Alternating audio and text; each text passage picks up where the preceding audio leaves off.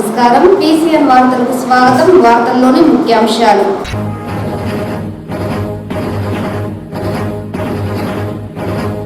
వైవిధ్యభరితమైన పాత్రలతో సినీ ప్రేక్షకుల అభిమానాన్ని చొరగొన్న ప్రముఖ నటుడు కోటా శ్రీనివాసరావు మరణం బాధాకరం. చిత్తూరు ఎంపీ దగ్గుమల్ల ప్రసాదరావు.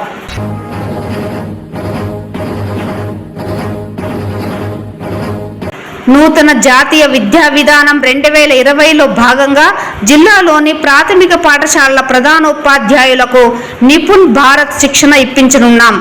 జిల్లా సమగ్ర శిక్ష additional project coordinator Maddipatla Venkataramana.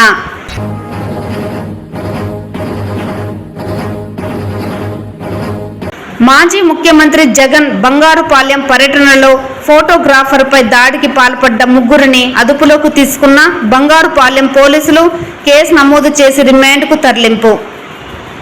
వార్తల్లోని వివరాలు. నూతన జాతీయ విద్యా విధానం 2020లో భాగంగా జిల్లాలోని 300 మంది ప్రాథమిక పాఠశాల ప్రధానోపాధ్యాయులకు నిపుణ్ భారత్ శిక్షణను ఇప్పించనున్నట్లు జిల్లా సమగ్ర శిక్ష additional project coordinator Maddipatla Venkataramana వెల్లడించారు. ఈ సందర్భంగా ఆయన మీడియాతో మాట్లాడారు. నైపుణ్యం గల భారత్ తయారీ కోసమే గతంలో 2 విడతలుగా జిల్లాలోని 1000 మందికి పైగా ప్రధానోపాధ్యాయులు మండల విద్యాశాఖ అధికారులకు నిపుణ్ భారత్ శిక్షణను ఇచ్చినట్లు తెలిపారు. 3వ విడతలో భాగంగా ఈ నెల 14వ తేదీ నుంచి 17వ తేదీ వరకు 4 రోజుల పాటు జిల్లాలో ఎంపిక చేసిన 300 మంది ప్రభుత్వ ప్రాథమిక పాఠశాలల ప్రధానోపాధ్యాయులకు చిత్తూరు నగరంలోని మిట్టూరు అరుణాచల జూనియర్ కళాశాలలో జిల్లాలో సెమీ రెసిడెన్షియల్ శిక్షణ కార్యక్రమాన్ని నిర్వహించనున్నట్లు తెలిపారు. ఇందుకు సంబంధించి రాష్ట్ర విద్యాశాఖ ద్వారా జిల్లాలోని అపార అనుభవం కలిగిన 10 మంది ఉన్నత పాఠశాలల ప్రధానోపాధ్యాయులు ప్రిన్సిపల్లను ఎంపిక చేసినట్లు పేర్కొన్నారు.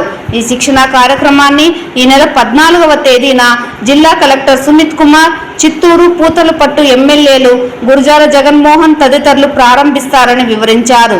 ఈ శిక్షణ కార్యక్రమానికి ఎంపిక చేసిన ప్రధానోపాధ్యాయులు తప్పక హాజరు కావాలని ఏపీసీ వెంకటరమణ తెలిపారు.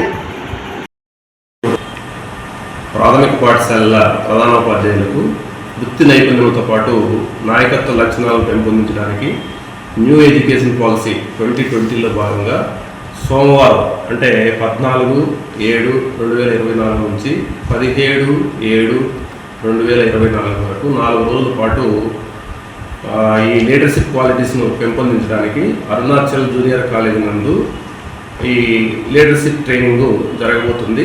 ఈ కార్యక్రమానికి సుమారు 31 మండలాల నుంచి 300 మంది ప్రధానోపాధ్యాయులు హాజరవుతున్నారు. ఈ కార్యక్రమం ద్వారా ప్రాథమిక పాఠశాల ప్రధానోపాధ్యాయులకు ట్రైనింగ్ ఇస్తూ తద్వారా పిల్లలను భావి భారతానికి మంచి నాయకత్వ లక్షణాలు ఉన్నటువంటి భావి భారత నాయకులను తయారు చేయడానికి ఈ కార్యక్రమం ఉద్దేశించబడింది. కాబట్టి ఈ కార్యక్రమంలో ప్రతి ఒక్క ప్రధానోపాధ్యాయుడు చురుకుగా పాల్గొని ఈ లీడర్షిప్ ట్రైనింగ్ను విజయవంతం చేయాలని చెప్పి పాఠశాల విద్యాశాఖ మరియు సమగ్ర శిక్ష తరఫున నేను అందరికీ కోరుకుంటున్నా. ఈ కార్యక్రమంలో పాల్గొనేటటువంటి 10 మంది టీఆర్పీలు అందరూ కూడా రేపు హాజరవుతారు. హాజరై 4 రోజుల ప్రోగ్రాంకు సంబంధించి ప్లాన్ చేసుకోవడం జరుగుతుంది. ఆ ప్లాన్ ప్రకారం ఈ కార్యక్రమం అటువంటిది ఈ 10 మంది టీఆర్పీల తరఫున అందరూ కూడా విజయవంతం చేయాలని చెప్పి నేను మనస్ఫూర్తిగా కోరుకుంటున్నా. Thank you. ఈ కార్యక్రమం అరుణాచల్ జూనియర్ కాలేజీలో జరుగుతుంది. ఈ కార్యక్రమానికి విచ్చేటటువంటి ప్రధానోపాధ్యాయులందరికీ కూడా వసతి భోజనం కూడా ఏర్పాటు చేయడం జరిగింది. కాబట్టి ప్రతి ప్రధానోపాధ్యాయుడు హ్యాపీగా ఉంటూ ఎంజాయ్ చేస్తూ ఈ కార్యక్రమాన్ని విజయవంతం చేయవలసిందిగా కోరుచున్నాను.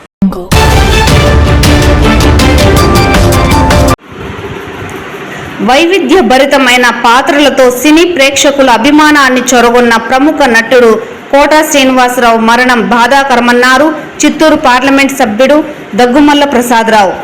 గత కొన్ని రోజులుగా తీవ్ర అస్వస్థతతో బాధపడుతున్న ఆయన హైదరాబాద్ ఫిలిం నగర్లోని తన స్వగృహంలోనే తుదిశ్వాస విడిచారు. ఈ నేపథ్యంలో కోటా శ్రీనివాసరావు మృతి పట్ల తీవ్ర దిగ్భ్రాంతి వ్యక్తం చేశారు చిత్తూరు ఎంపీ దగ్గుమల్ల ప్రసాదరావు. 4 దశాబ్దాల సినీ ప్రయాణంలో ఎన్నో పాత్రలు పోషించిన కోటా శ్రీనివాసరావు తెలుగు ప్రేక్షకుల గుండెల్లో తనకంటూ ప్రత్యేక స్థానం సంపాదించుకున్నారని చెప్పారు. తన నటనతో ఎన్నో పాత్రలకు జీవం పోశారని గుర్తు చేశారు. ఇతర భాషల్లోనూ నటించి మెప్పించిన ఘనత ఆయనకే దక్కుతుందన్నారు. 1999లో విజయవాడ తూర్పు నియోజకవర్గ ఎమ్మెల్యేగా గెలుపొందిన ఆయన ప్రజాసేవతోనూ మంచి నాయకుడిగా పేరు సంపాదించుకున్నారని ఎంపీ తెలిపారు. ఆయన మరణం తెలుగు సినీ రంగానికి తీరని లోటని, వారి పవిత్ర ఆత్మకు శాంతి కలగాలని భగవంతుడిని ప్రార్థిస్తున్నట్లు తెలియజేశారు. కోటా శ్రీనివాసరావు కుటుంబ సభ్యులకు నా ప్రగాఢ సానుభూతిని తెలియజేస్తున్నానని చిత్తూరు పార్లమెంట్ సభ్యులు దగ్గుమల్ల ప్రసాదరావు వెల్లడించారు.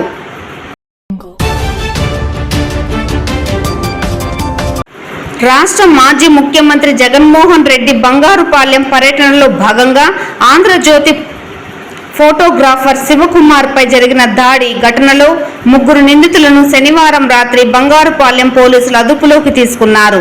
ఈ సందర్భంగా ఏర్పాటు చేసిన మీడియా సమావేశంలో నిందితులను మీడియా ముందు హాజరుపరిచిన అనంతరం వివరాలను వెల్లడించారు. ఈ నెల జూన్ 9వ తారీఖున రాష్ట్ర మాజీ ముఖ్యమంత్రి మామిడి రైతులతో ముఖాముఖి పర్యటనలో భాగంగా బంగారుపాలెంకి చేరుకోవడం జరిగిందని, ఈ కార్యక్రమాన్ని చిత్రీకరిస్తున్న ఆంధ్రజ్యోతి ఫోటోగ్రాఫర్పై గుర్తు తెలియని వ్యక్తులు దాడి చేయడంతో శివకుమార్కు తీవ్ర గాయాలు కావడం జరిగిందని అన్నారు. ఈ నేపథ్యంలో దాడిపై శివకుమార్ ఇచ్చిన ఫిర్యాదు మేరకు బంగారుపాలెం పోలీసులు కేసు నమోదు చేసి దర్యాప్తు చేపట్టారు. ఫిర్యాదులు భాగంగా వైసీపీ పార్టీకి చెందిన చక్రవర్తి అలియాస్ చక్రి, వినోద్ కుమార్, మోహన్లను శనివారం రాత్రి అదుపులోకి తీసుకొని మీడియా ముందు హాజరుపరిచారు. అనంతరం కేసు నమోదు చేసి రిమాండ్కు తరలించారు. ఇదిలా ఉండగా ఆదివారం మధ్యాహ్నం పోలీసులు నిందితులు 3 చిత్తూరులోని సబ్ జైల్ రిమాండ్కు నిమిత్తం తరలించారు. సబ్ జైలు ఎదుట వైసీపీ నేతలు మాట్లాడుతూ కుట్రపూరిత చర్యల్లో భాగంగానే తమపై అక్రమ కేసులు బనాయించారని, ఎవరు ఎన్ని అక్రమ కేసులు బనాయించినా తాము వైసీపీ పార్టీ వెంటే ఉంటామంటూ స్పష్టం చేశారు.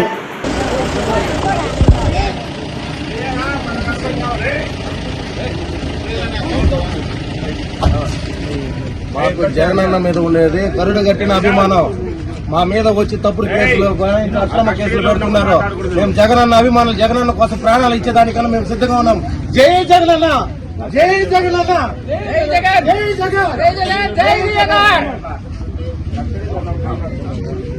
జగనన్న కోసం మేము ప్రాణాలైనా ఇస్తాము. జై జగన్.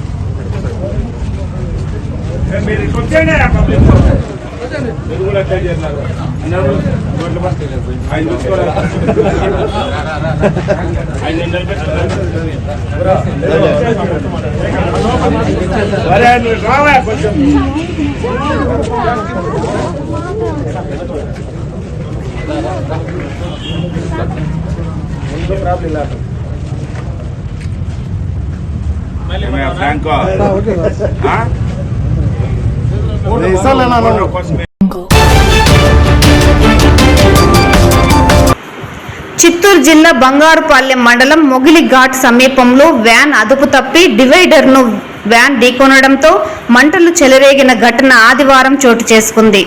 వేలూరుకు చెందిన కుటుంబ సభ్యులు విరూపాక్షపురానికి వెళ్లి తిరుగు ప్రయాణంలో వేలూరుకు వస్తున్న సమయంలో బంగారుపాలెం లక్కీ డాబా వద్ద ఢీకొంది. దీంతో వ్యాన్లో మంటలు చెలరేగాయి. గ్రామస్తులు వ్యాన్లో ప్రయాణిస్తున్న 8 మందిని సురక్షితంగా బయటికి తీసుకువచ్చారు. దీంతో పెను ప్రమాదం తప్పింది. వ్యాన్లో ప్రయాణిస్తున్న వారికి స్వల్ప గాయాలు కావడంతో హుటాహుటిన సమీప ఆసుపత్రికి తరలించారు. విషయం తెలుసుకున్న బంగారుపాలెం పోలీసులు ఘటనా స్థలానికి చేరుకొని కేసు నమోదు చేసి దర్యాప్తు చేపట్టారు.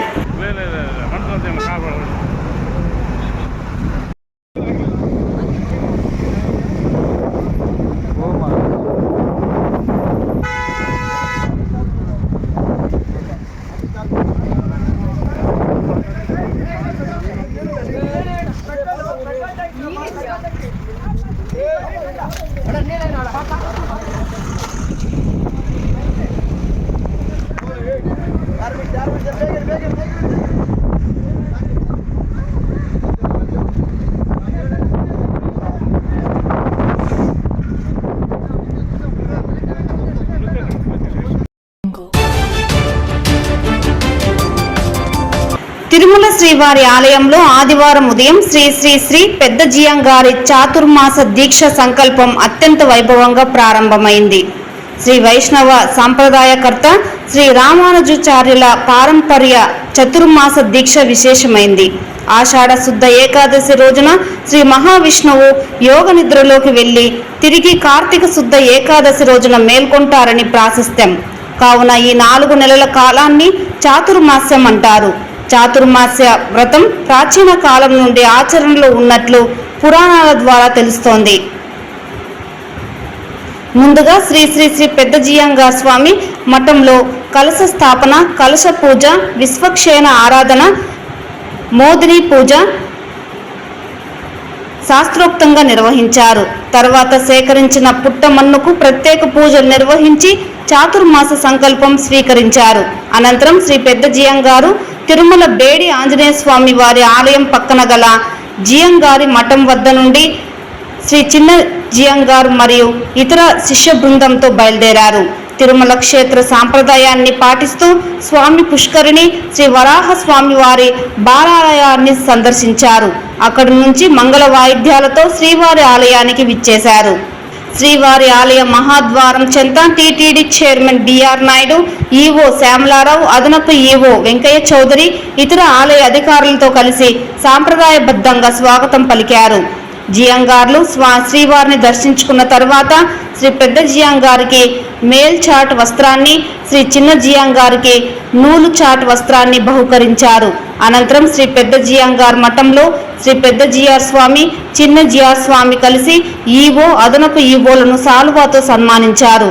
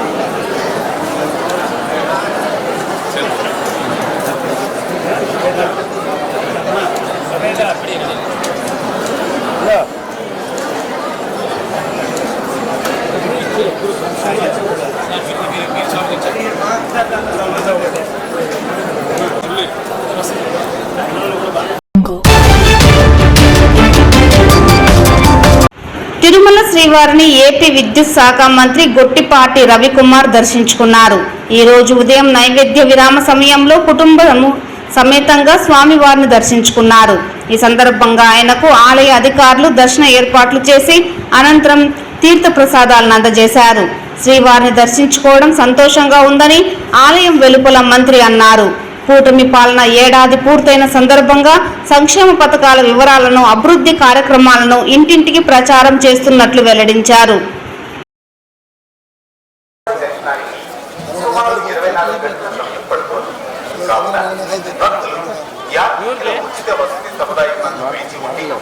ఉదయం 6 గంటలకు క్యూ లైన్లోకి ప్రవేశించవలసిందిగా కోరడమైనది.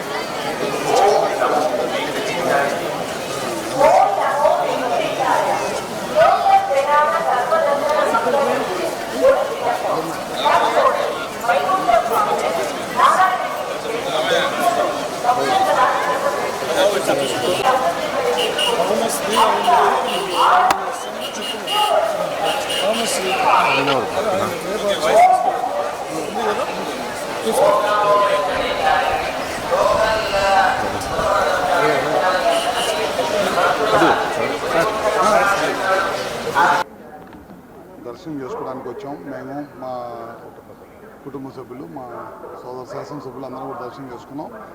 సుపరిపాలన కార్యక్రమమైన ప్రజల్లోకి వెళ్తా ఉన్నాం. కార్యక్రమాలన్నీ కూడా ప్రజల్లోకి తీసుకెళ్తా ఉన్నాం.